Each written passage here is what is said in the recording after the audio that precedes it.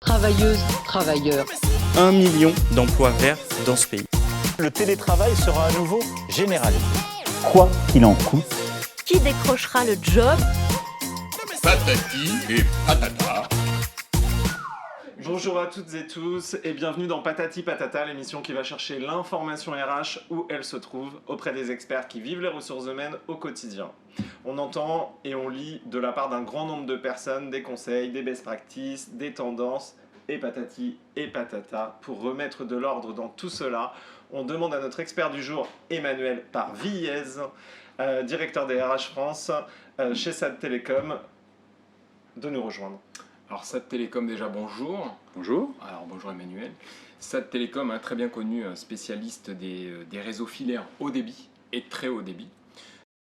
Spécialiste donc de la fibre optique, ADSL, etc. Je dis etc. Partenaire en fait des opérateurs de télécommunications, des opérateurs d'infrastructures et des collectivités, etc.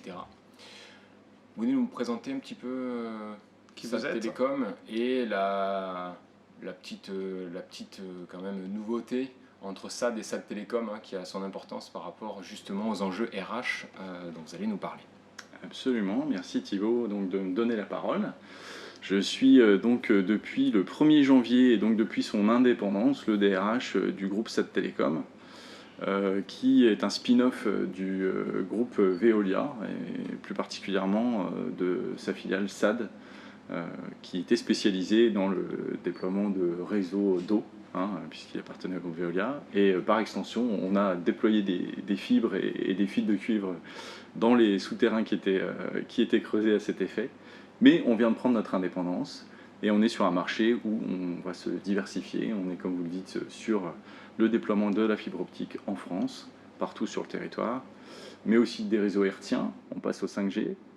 Et bientôt 6, 7, 8, 9, 10. Vous confirmez, rien à voir avec le vaccin. Absolument, non, rien à voir. Ok, on est déjà rassuré sur ce point. Donc SAD Télécom, c'est 3000 recrutements, c'est 3000 personnes aujourd'hui, ouais, collaborateurs. Quelle évolution en termes de nombre de recrutements à l'année ? Alors, SAD Télécom croît particulièrement son chiffre d'affaires, mais de fait également par la prise de marché ses effectifs. Et on a 10 à 15% d'augmentation des effectifs par an. Donc, comme vous dites, on est 3000. Ça veut dire qu'on sera 3300 intérimaires compris l'année prochaine, à la fin de l'année.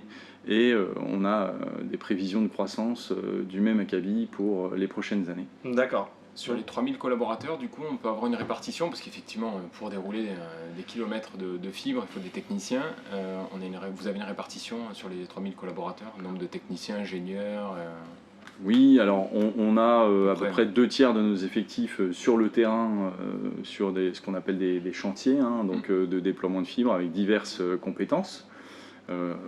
En fibre optique, comme on dit, mais aussi en cuivre, puisqu'on maintient les réseaux existants. Et en radio, c'est pas la même chose de monter une antenne, les antennes que vous voyez. Donc effectivement, beaucoup de gens sur le terrain. Et puis le reste des effectifs, ce sont des chargés d'études. On a un bureau d'études très important. On ne met pas les fibres n'importe où. Il faut les déployer au bon endroit et utiliser les bonnes méthodes. Et puis des encadrants, des conducteurs de travaux, des chefs de chantier et l'ensemble des cadres fonctions support qui sont nécessaires à la vie de l'entreprise. Alors comment ça s'est passé on est presque dans l'après-Covid. En tout cas, on a entamé ce grand processus qui sera certainement un peu long, mais comment ça se passe et comment ça s'est passé, comment ça se passe aujourd'hui et surtout comment vous avez vécu finalement toute cette période un peu complexe pour une entreprise ? Ouais. Alors comment on l'a vécu D'abord, on est très dépendant quand même de nos clients et notamment Orange, qui est un grand client. Et vous imaginez que, en fait, quand la crise a débuté, tout s'est arrêté.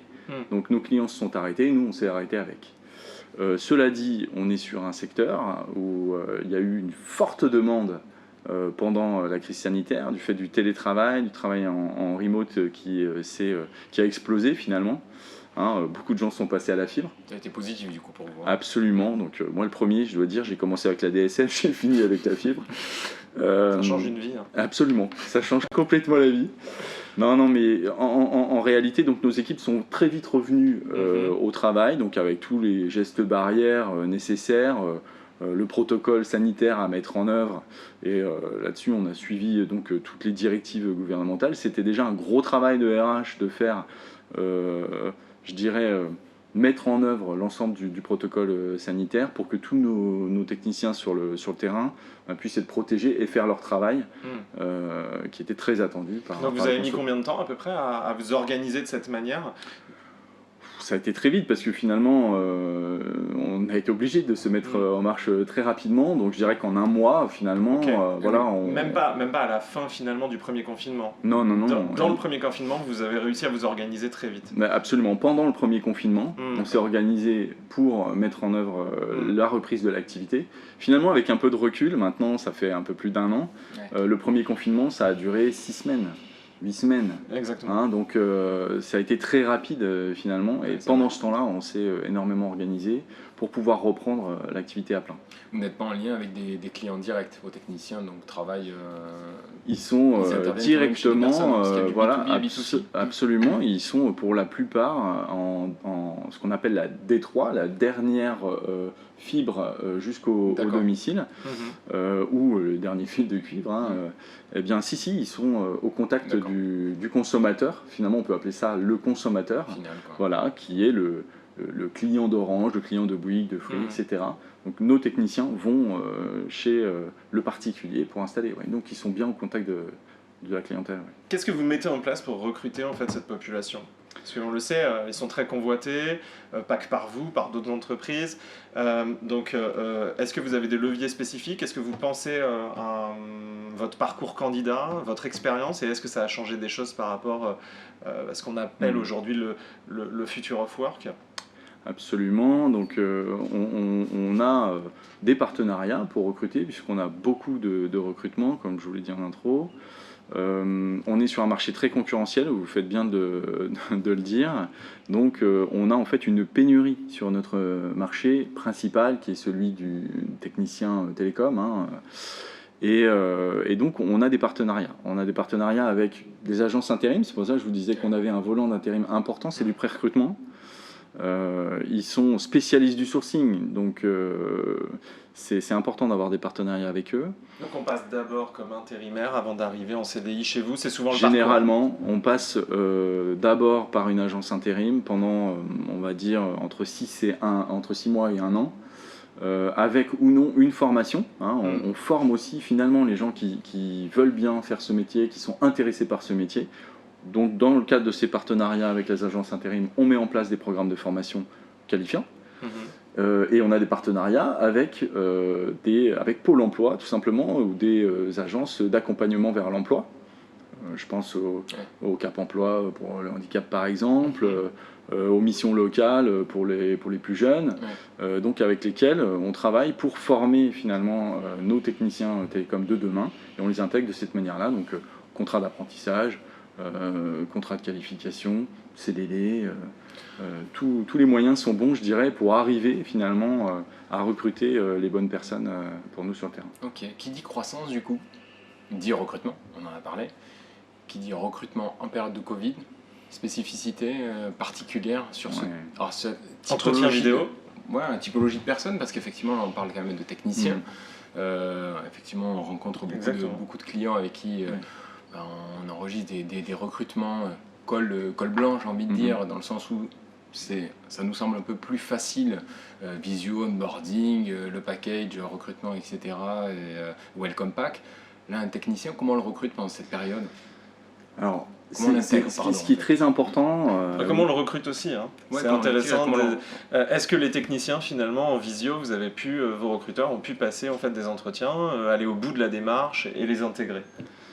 On n'est pas allé jusqu'aux entretiens en visio avec les techniciens. Ce qu'on a mis en œuvre, en fait, et vous êtes bien placé pour le savoir, c'est en premier lieu un travail sur notre image, notre aura, pour que finalement on soit connu sur le marché. Alors localement, j'ai envie de dire, on est assez... nos partenaires nous font de la promotion pour que les gens soient intéressés par notre entreprise, nos métiers, etc. Donc la communication, c'est un moyen important d'attirer du candidat. Donc là, tous les moyens sont bons et on développe évidemment notre image au plus possible.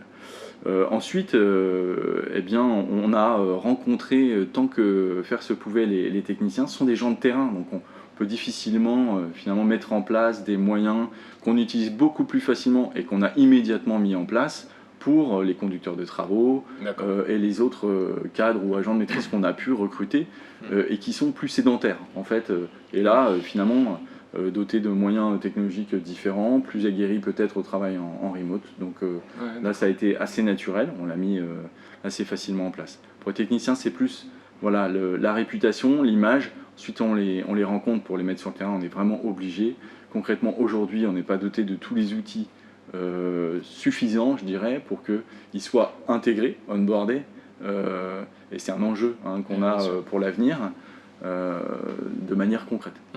Donc finalement, d'aller plus loin dans le parcours candidat, de faire en sorte d'intégrer les gens, pourquoi pas demain en digital, vous y pensez en tout cas. C'est ce sur quoi on travaille en fait. On n'y pense pas seulement, on y travaille. L'objectif, c'est vraiment donc attirer les candidats, je dirais, sur le web, par les réseaux, et puis derrière, de les intégrer de manière digitale aussi. On pense au pré-onboarding, c'est-à-dire avant même que la personne intègre l'entreprise et pendant qu'elle est soit en formation, soit en préavis dans une autre entreprise, commencer à communiquer avec elle. Donc il y a pas mal d'outils qui sont sur le marché pour trouver des solutions à ça. Et puis ensuite, une fois que la personne est entrée dans l'entreprise, la former finalement à nos métiers, à nos pratiques, à la sécurité, qui est un point primordial pour nous. Avec le volume de recrutement, je dirais même hors crise sanitaire, on a tellement de gens qui arrivent qu'il nous faut des outils pour que finalement ils s'auto-forment. Et donc voilà, des outils d'onboarding.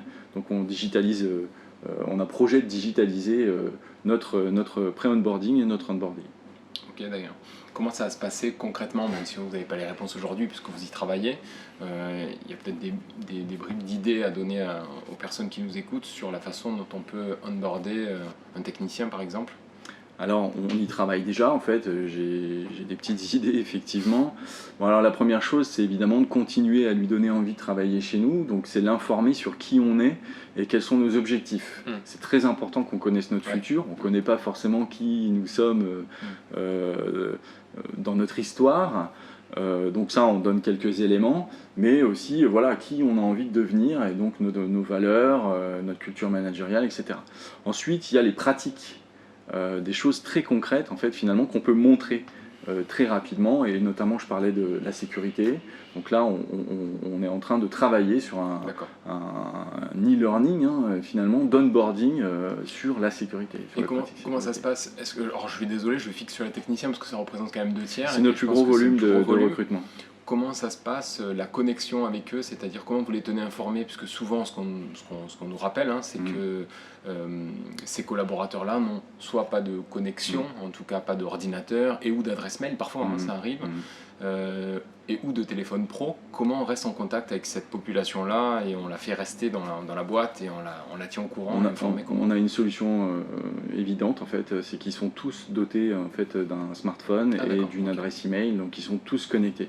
Ça, c'est une grande chance et c'est aussi une facilité pour nous dans la digitalisation. Ils travaillent quand même dans le déploiement de la fibre et des réseaux hertziens. Je pense que c'est essentiel qu'ils aient le matériel. C'est des gens sensibles à ça aussi. Et donc finalement, on a tous les outils pour digitaliser et voilà, rester en contact avec eux. Je pense que c'est vraiment... c'est l'avenir d'imaginer que chaque collaborateur, y compris un collaborateur qui a une action concrète, on va dire manuelle sur le terrain, puisse être en contact avec son entreprise de manière digitale.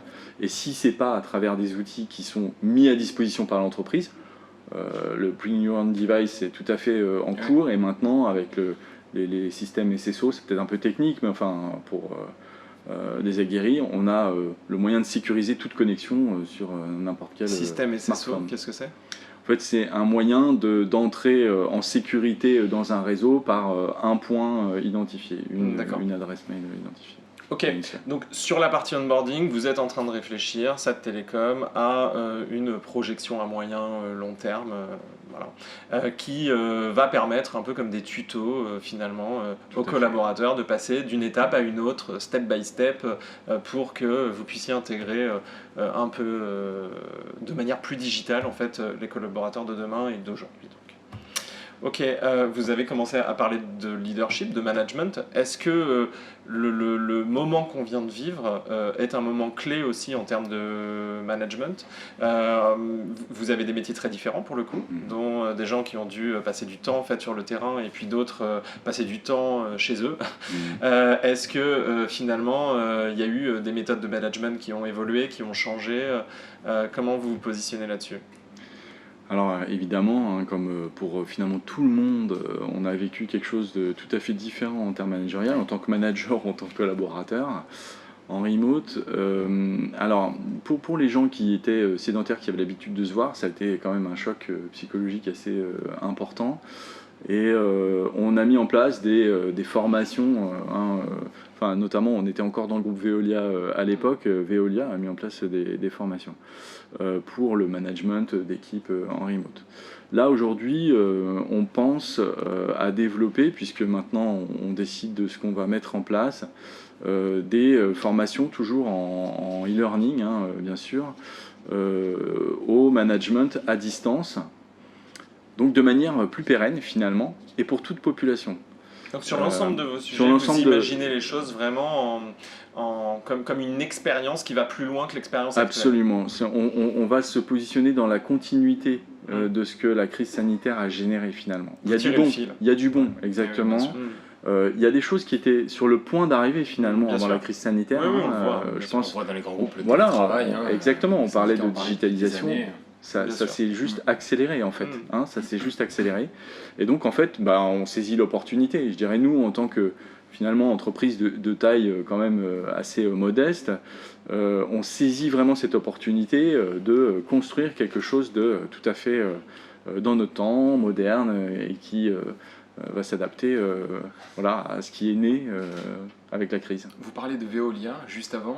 Est-ce qu'on peut faire un parallèle, ou en tout cas... à date, vous avez pu tirer des leçons, même si c'est quand même assez récent, de ce qu'on peut faire, les avantages et les inconvénients d'un grand groupe, et où, là aujourd'hui, d'une taille plus petite, en tout cas plus gérable. Je parle en termes de proactivité, d'organisation, d'innovation, en tout cas pas de laisser aller, parce que c'est vrai que souvent on a des paramètres qui sont un peu figés dans les grands groupes, en tout cas c'est ce qu'on entend. Est-ce que du coup là vous avez vu déjà une différence, ou ce qui est déjà très bien dans les grandes entreprises d'ailleurs, c'est tous les packages d'outils qu'on propose, qui sont proposés, donc ce côté organisationnel, mais parfois il fait défaut aussi, il est trop justement organisé et Alors je vais pas parler de Veolia parce que moi j'ai rejoint SAT Télécom une fois qu'il a pris son indépendance. En revanche j'ai fait l'ensemble du reste de ma carrière dans des grands groupes et notamment donc le groupe Bell dernièrement. Donc je sais à peu près quels sont les moyens qu'on peut avoir dans des grands groupes. Et en fait, je dirais que c'est pas vraiment une question de moyens, c'est plus une question d'intention en fait et de moyens d'action. C'est-à-dire que clairement, dans un grand groupe, on a l'intention d'aller plus loin que ce que le marché fait. Et ça, c'est une bonne chose. Et moi, je dirais, elle fait partie de mon ADN professionnel, en quelque sorte. Ouais. Et donc, cette intention, je l'ai aussi bien chez SAT Télécom. Donc, on a clairement, avec le comité de direction, la volonté, finalement, d'être moderne, de se doter des outils les plus performants et ceux de l'avenir. Voilà. Après, en termes de moyens d'action, clairement, c'est pas la même chose. Et je dirais que là, finalement, l'atomicité du marché, c'est-à-dire toutes ces petites entreprises qui proposent finalement leurs applis, leurs solutions, finalement c'est une facilité pour nous parce que voilà, ça fait de la concurrence sur le marché aussi. C'est pas toujours, enfin c'est assez modeste, c'est des outils qui sont développés avec pas énormément de moyens au départ. Et donc, voilà, on commence pas par le gros outil et puis la big data, mais voilà, je crois qu'il y a moyen aujourd'hui de mettre en action finalement des innovations rupturistes dans des entreprises de taille intermédiaire. Donc voilà, on voit une différence en ça que on fait plus peut-être attention, où on a moins tout simplement de moyens d'action à disposition. Mais je pense qu'on a tout à fait les moyens d'y arriver, et en plus peut-être plus rapidement. Ouais, du coup la période nous a, c'est ce qu'on introduisait, hein, la période nous y a poussé. Et nombreuses sont les entreprises aujourd'hui qui avaient des sujets, alors j'allais dire en veille, non, mais des sujets quand même qui datent. Pour la plupart, je parle du télétravail parce que c'est vrai, c'est assez symptomatique. Et ça, on a cristallisé là-dessus parce qu'effectivement, on a été obligé d'être parfois en full remote. Mais c'est vrai que c'est des sujets qui ont avancé très vite. Et nous, la question qu'on se pose ici, c'est, et d'ailleurs Patati Patata vient de là, l'émission, c'est de se dire, on entend beaucoup de choses un peu partout, notamment là, pendant ces périodes, on lit beaucoup de conseils de la part de personnes qui vivent pas forcément ça de l'intérieur. Et c'est pour nous une opportunité de pouvoir demander à un DRH comme vous les évolutions, en tout cas le coup de kérosène que ça a mis dans le moteur pour faire bouger les choses. Il y a du bon, il y a du moins bon, parce que socialement, effectivement, vous l'avez évoqué, il y a eu quand même une problématique parfois de solitude de certains collaborateurs. Mais par contre, après, c'est vrai, au niveau innovation et rupture, je pense que ça a mis un coup et ça a permis aussi d'imaginer la suite. En tout cas, je sais pas, vous allez nous le dire, mais on a déjà un peu dit, mais la suite comme un modèle nouveau et pas juste un modèle séquentiel de l'année dernière à cause du Covid, quoi. Clairement, de toute façon, on ne peut pas s'arrêter et reprendre comme avant. Je dirais qu'aujourd'hui, l'ensemble de la société et l'ensemble de nos collaborateurs ont vécu quelque chose de différent et évidemment pas question de revenir en arrière. Est-ce qu'on s'y habitue, ça, pour un collaborateur ? Est-ce qu'un collaborateur s'y habitue ?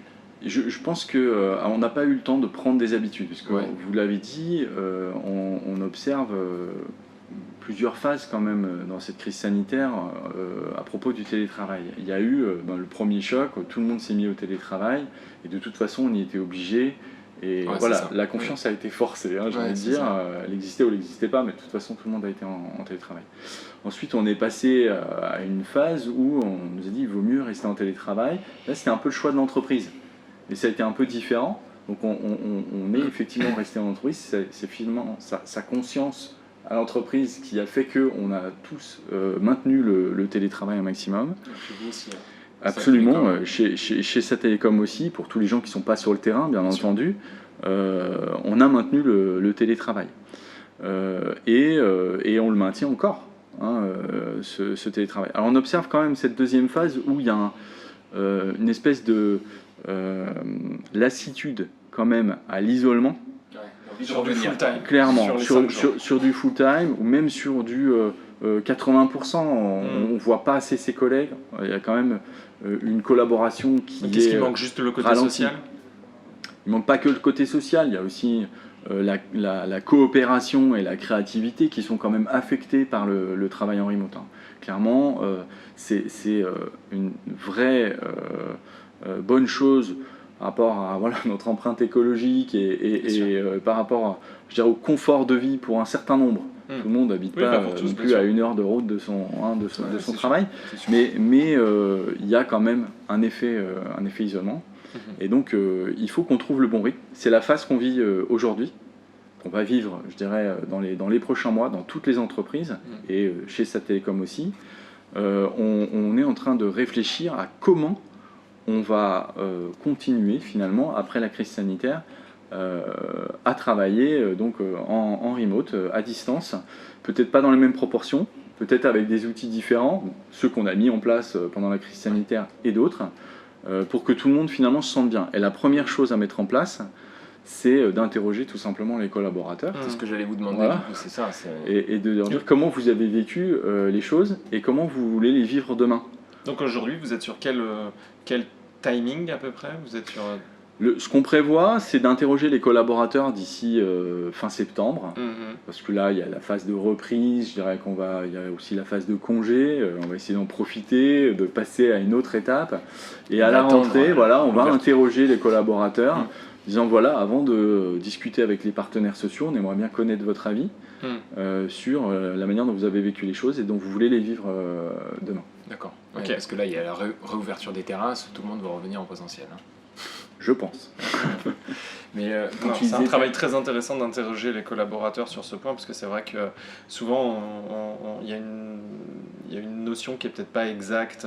On s'attend, nous on l'a vécu avec Thibaut, hein, on s'attendait vraiment à ce que je sais pas, 50% de la boîte veuille pas rester en remote, et puis on s'est rendu compte que 100% en fait le souhaitaient. Et ça va certainement bouger encore, donc d'où l'intérêt de poser la question pendant. C'est-à-dire, est-ce vous voulez qu'on passe en full télétravail ou pas, et après, parce qu'effectivement il faut l'A/B test, hein, ça fait partie aussi du métier, mais d'A/B tester, d'être certain de savoir si la décision qu'on a prise, elle est bonne ou pas. D'ailleurs, nous aussi on va y passer, parce que exactement, full télétravail, nous on a carrément laissé nos bureaux, quoi. Il y a un autre sujet qu'on entend moins aujourd'hui. Alors, du fait de la crise sanitaire ou pas, peut-être que c'est un sujet qui a été oublié, qui s'est un peu fané. C'est finalement toute la partie, en fait, parler des générations, les recrutements sur les générations X, Y, Z, puis on a élargi la génération Y. Justement, moi j'y crois pas trop, j'y ai jamais vraiment cru, mais j'ai l'impression que la crise sanitaire nous donne un peu raison là-dessus, parce que finalement on se rend compte que les générations, elles s'effacent au profit du recrutement en général, et qu'il y a moins de clivage, en fait, j'ai l'impression, après ce moment qu'on a tous vécu. J'ai moins vu de papier, en tout cas là-dessus, ces derniers temps. Je dirais que quand on est sur un marché pénurique, c'est difficile de se dire je vais recruter de manière plus privilégiée dans une génération que dans une autre.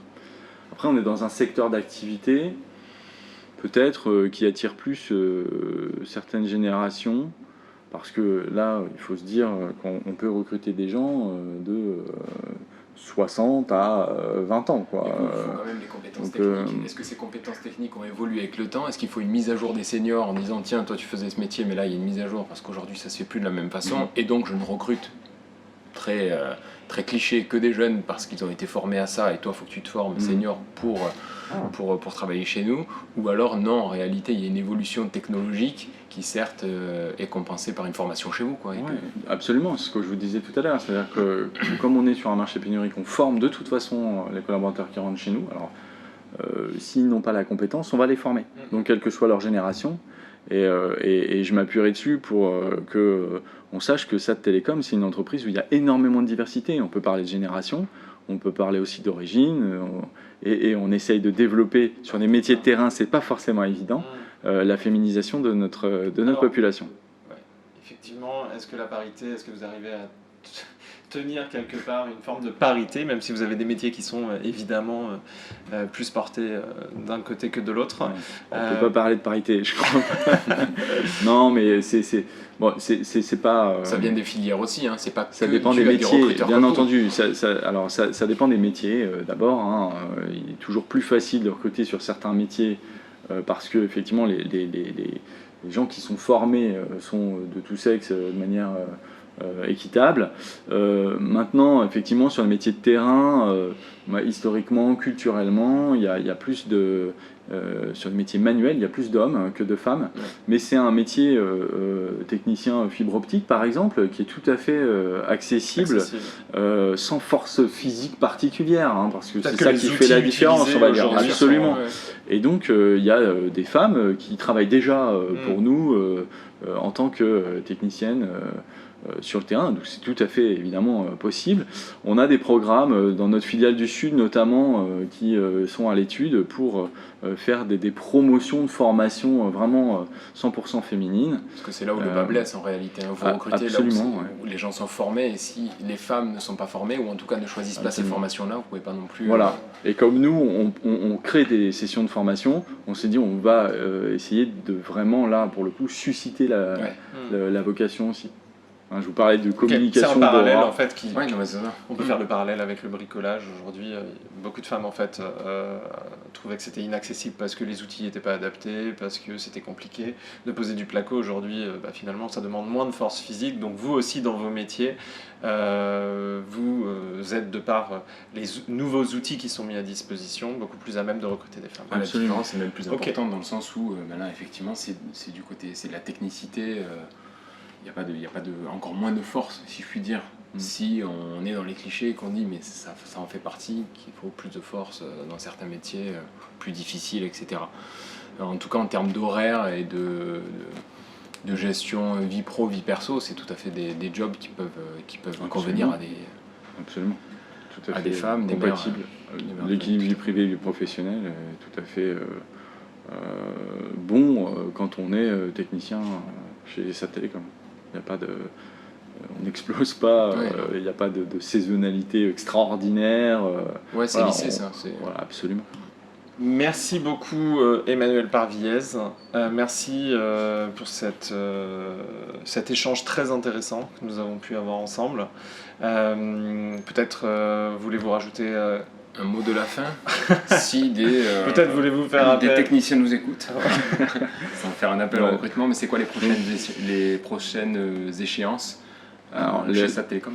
Les prochaines échéances, c'est des appels d'offres en cours et donc encore de la croissance à venir. Donc effectivement, pour moi, DRH, c'est d'arriver à attirer, recruter et fidéliser les bonnes personnes pour les bons postes. Et donc, si des gens sont intéressés effectivement par le métier de technicien télécom, fibre optique, cuivre ou radio, qui prennent contact avec SAT Télécom. On est une entreprise qui va se différencier sur le marché, qui est nouvelle, qui a plein de bonne volonté et qui a une croissance extraordinaire. Donc je crois que c'est des éléments qui parlent pour eux. Exactement. On suivra de près en tout cas la digitalisation de l'expérience et du processus candidat. Merci encore. Merci Emmanuel. Merci, à bientôt. À bientôt. Merci. Travailleuses, travailleurs. 1 million d'emplois verts dans ce pays. Le télétravail sera à nouveau généralisé.